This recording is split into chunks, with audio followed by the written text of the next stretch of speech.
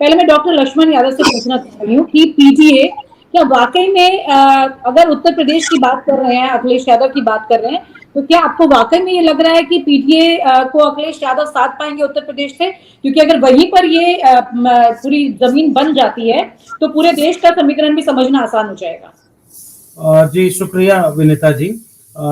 ये सवाल कि पीडीए यानी पिछड़े, दलित और अल्पसंख्यक, इन तीनों को समाजवादी पार्टी और अखिलेश यादव साध पाएंगे या नहीं, इसका जवाब सटीक रूप से दे पाना अभी फिलहाल मुश्किल है। हम एक आकलन लगा सकते हैं कि रणनीति समाजवादी पार्टी की क्या इस दिशा में है, क्या उनके कार्यक्रम इस दिशा में बन पा रहे हैं, क्या सांगठनिक ढांचा उनका इसी दिशा में है, इस एजेंडे को वो कितना जमीन तक उतार पा रहे हैं। अगर इन कुछ पैमानों और कसौटियों पर हम मौजूदा समाजवादी पार्टी की गतिविधियों को देखें, तब एक कयास लगा सकते हैं, एक आकलन कर सकते हैं कि क्या वाकई अखिलेश यादव इस पीडीए को साध पाएंगे या नहीं।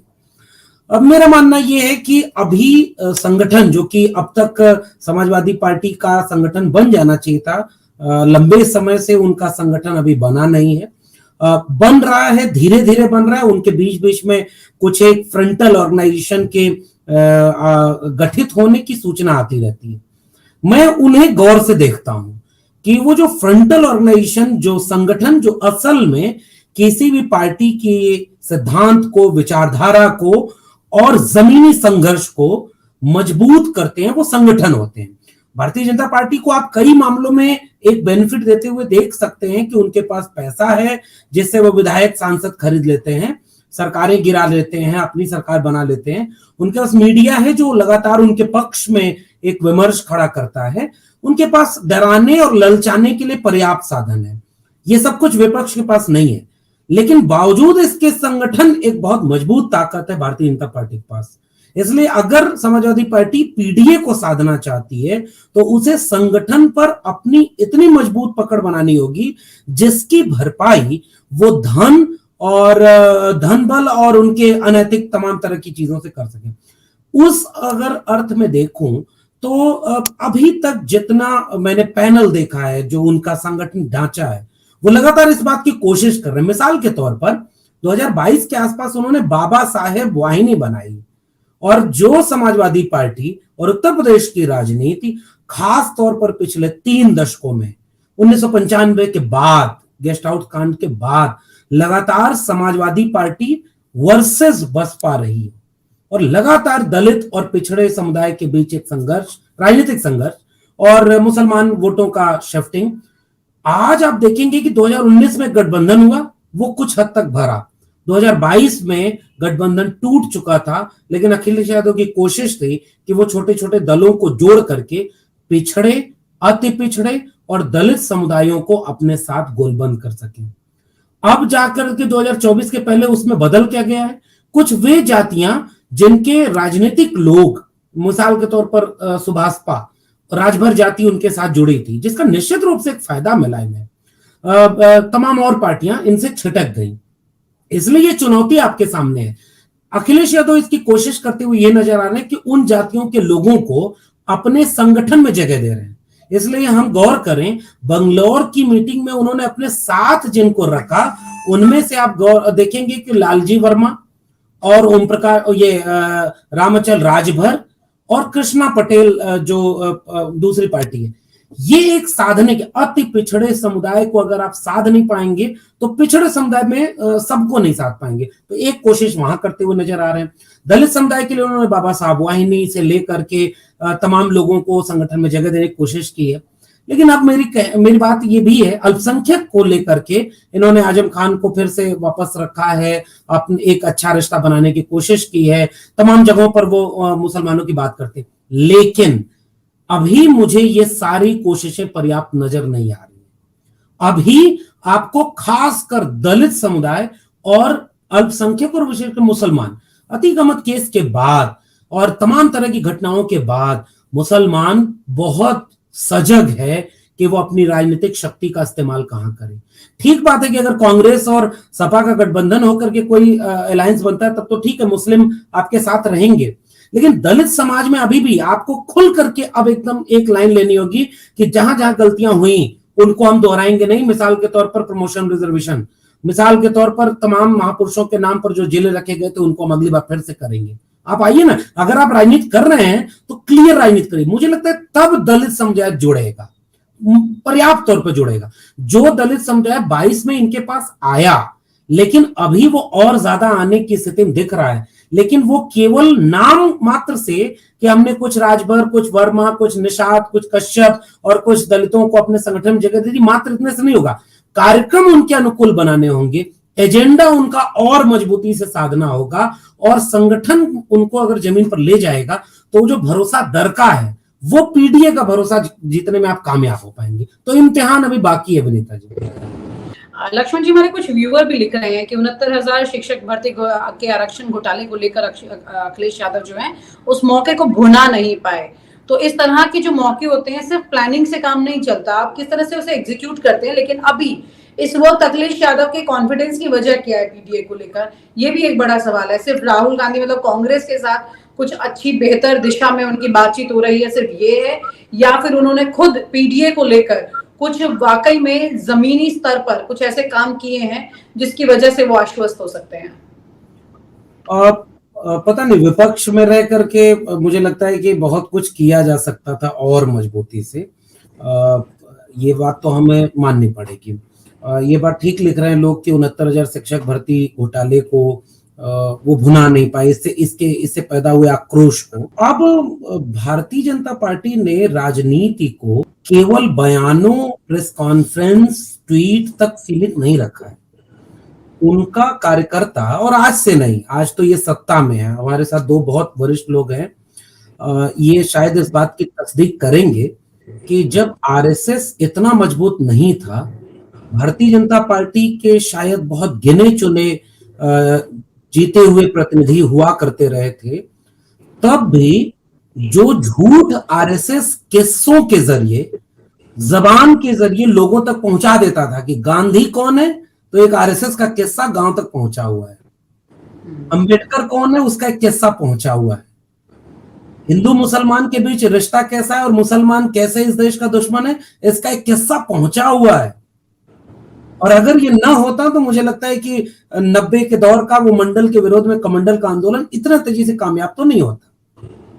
इसका मतलब ये है कि आरएसएस कुछ काम तो ऐसा किया उसने जो आज इतनी बड़ी ताकत में है। ये बात ठीक है कि उसका काम आसान था, तो तोड़ने और लड़ाने का था, लेकिन अगर मंडल के लोगों को, समाजवादी धारा के लोगों को, समाजवादी धारा जब मैं कह रहा हूं तो केवल मैं संबोधित समाजवादी पार्टी को नहीं कर रहा हूं, मैं कांग्रेस तक को कर रहा हूं, जो ये मध्यम मार्गी होने का दावा भी करते हैं, और तमाम वो लोग जो संविधान को मानने की बात करते हैं। अगर आपके सामने ये चुनौती थी तो आपने इसकी काट क्या विकसित की। 2-3 दशक तो हो गए ना आपकी राजनीति के, कई बार सत्ता मिली, और जो विकसित नहीं किया इसका खामियाजा कांग्रेस को भुगतना पड़ रहा। उनके पास अपना सेवा दल हुआ करता था, आज वो नहीं है। कांग्रेस का संगठन नीचे से कमजोर हो गया। अब बहुत सारी कोशिशें वो दूसरे ढंग से कर रहे हैं और कामयाब हो रहे हैं। जो क्षेत्रीय दल हैं, क्षेत्रीय दलों की भूमिका लोकतंत्र को मजबूत करने में बुनियादी ईंट की तरह है। वो ऐसे मुद्दों को उठाते हैं जो उस क्षेत्र के बहुत सरोकारी मुद्दे होते हैं। इसीलिए सपा का विकास हुआ, आरएलडी, आरजेडी, तमाम पार्टियां विकसित हुई और सत्ता में आई गई। लेकिन जब आप विपक्ष में आए तब आपको क्या करना था?